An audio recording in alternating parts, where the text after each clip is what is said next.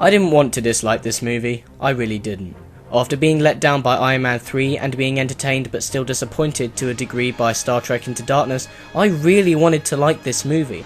And I know that of all the new films I've reviewed this year, if I tell you that I didn't like Man of Steel, I'm going to start coming off as the critic who can never be pleased.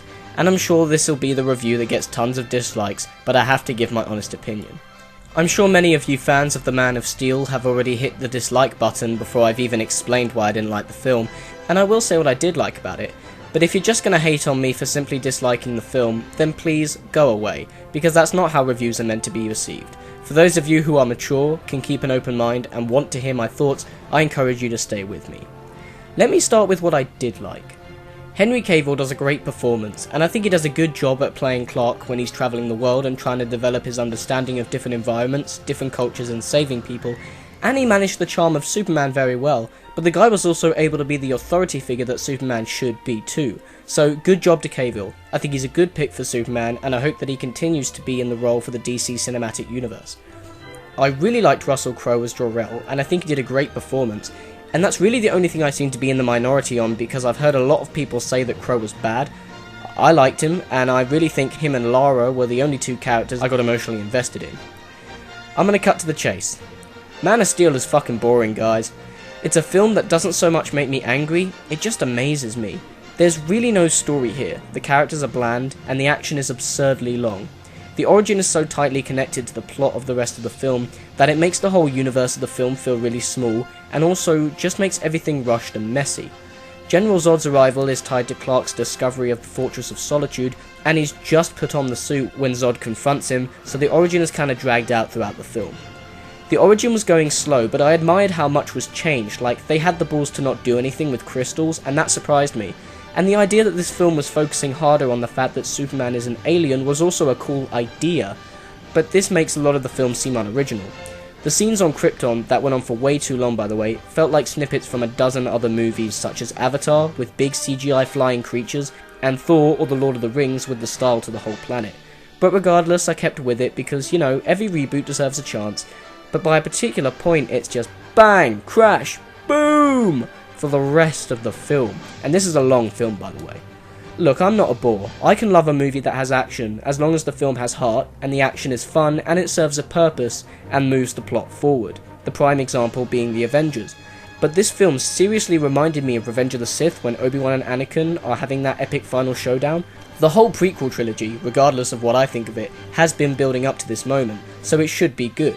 And so they start the duel, you're gripping your seat, then 10 minutes later you've stopped gripping tight but you're still entertained. Then another 10 minutes later you're getting bored. And finally you're just tapping your feet waiting for it to end, because really the only thing in this sequence that matters in the context of the overall film is that Obi-Wan wins in the end. You have to be sensitive with an audience and their attention spans. Action without purpose isn't very entertaining, let alone for 1 hour. I got bored of the bang crash boom 15 minutes in, and it just went on and on and on. The destruction in this film is comical. It borders on Transformers style action. I kid you not, Metropolis is a wasteland by the end, and it's really clear that these people seem to have forgotten the essence of what makes Superman, Superman. It's the people. Yes, he's a symbol of hope and all that good stuff, but it's the need to protect innocent lives that makes the character who he is. I know what those of you who have seen the film are thinking right now, because protecting innocent lives plays into the last few seconds of the big fight, but it wasn't consistent at all, because not once in this film do we get a moment where Superman hesitates to destroy a building because of the innocent lives in there, or actually requests that he and Zod fight somewhere else when no one's life is in jeopardy.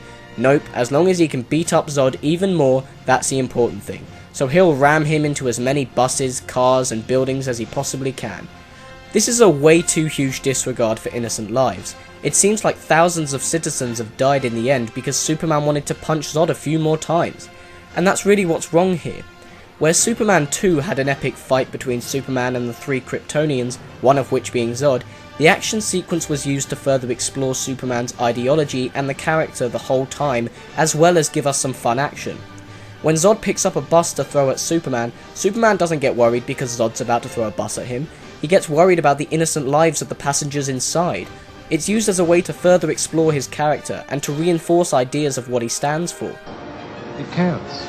He actually cares for these Earth people. In Man of Steel, there's no substance to the endless fights, the destruction and the action, because the hour-long action started when we were halfway through the origin, so we only really just met these characters, so we're not going to get emotionally invested. There's literally a moment where a character from the Daily Planet might die, and the camera goes into slow motion, it focuses on her, and the music comes up, but we literally just met this person 5 seconds ago when suddenly she was put in danger. I don't know who she is, so why am I supposed to care? Now, I haven't seen a Zack Snyder film before, so I'm sorry if I'm pissing off his fanbase by saying this, but oh my god, there was so much fucking shaky cam in this film. I felt dizzy. I know the whole advantage of handheld camera movement is to make it feel more realistic and kind of put you in this crazy thrilling environment, but it was used in nearly every single aspect of the film, including the dialogue scenes. People just talking or bobbing up and down like they're on the bridge of the Enterprise. They really want Man of Steel to be the Batman Begins for the Superman film franchise, quite literally, as they try and replicate that form of storytelling through flashbacks, and the title comes up at the end and it has very similar techniques. This is essentially how his origin is told, but it doesn't even get this right. In Batman Begins, the reason it works is because the flashbacks were A, in chronological order, so we could easily keep track of the character's story and see how he grows, and B, the flashbacks related to the story and themes in the present story at that time, so we can see all this stuff building towards his becoming Batman.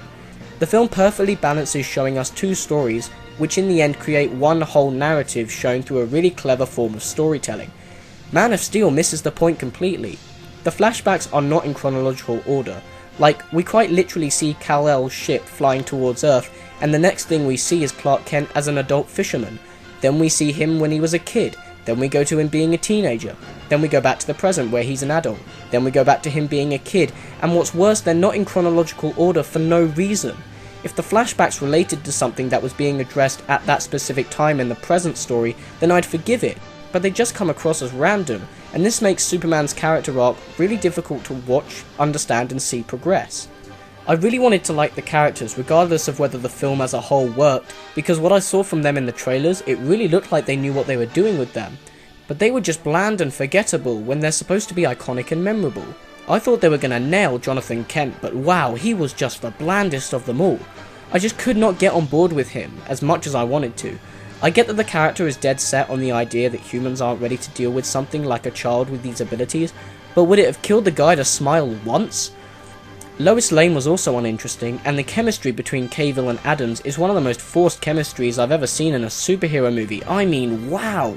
They meet, he has 10 seconds to sit down and chat with her, he helps protect her, he fights for an hour, and then they kiss. I just did not buy it for even a second. It really begs the question, do we have to have the guy get the girl in the end, even when it doesn't fit at all? It's not going to make it not a superhero movie. I'm actually suggesting this because it served nothing to the film. The one thing I was most excited for was Hans Zimmer's score, but even that was disappointing. You remember the epic theme in the third trailer? Well, it turns out it was so epic because it was the best the entire soundtrack had to offer. Otherwise, I swear to God, the score for every scene was just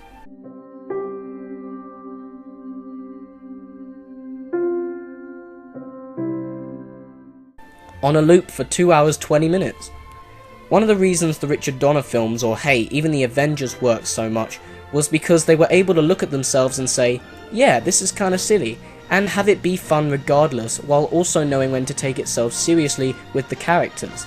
Superman is supposed to show some levity every once in a while. No style at all?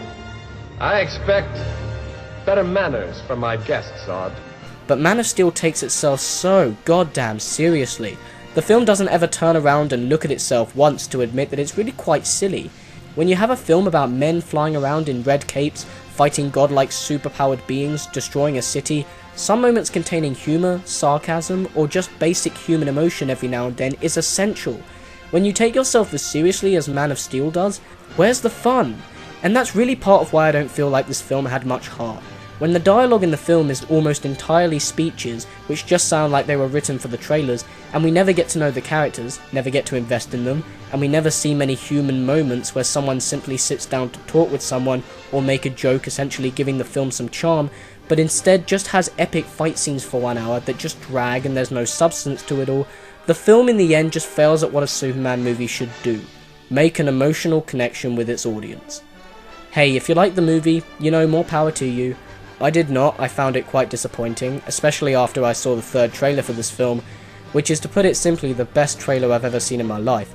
That trailer and all the other marketing for this film advertised The Man of Steel as the superhero film that could make you cry, and it made it seem as if it was really going to go in depth and explore the ideas of humans coming so far, the symbol of hope, and the character of Superman. But eventually the film loses sight of all these things and instead just becomes a generic action movie, and a bad one at that. After the first 15 minutes of the bang crash boom, I got bored and started craving the substance that was promised to us in the trailers, and it never showed up. Oh, it made an appearance in the beginning, but it never went anywhere. Some slow scenes to explore the stuff it was trying to sell to us were sacrificed for more explosions. I'm sure many of you will defend this film saying, wait for the sequel. Guys, I'm sick to death of this excuse. Did the movie advertise itself as The Man of Steel Part 1? No. It advertised itself as The Man of Steel, as in one movie that can stand on its own. So please, don't tell me this, that, and the other didn't work in this film because they'll explain it in the sequel. I got enough of that with The Amazing Spider-Man and Prometheus, and I'm not going to stand for it here. Man of Steel isn't a movie that I hate, it's a movie I just don't really feel anything towards, because it feels like the film had a whole lot of nothing in it. So, I guess, Superman reboot? Better luck next time. Cheers for watching, guys, and as always, if you like this video, you can subscribe to my channel.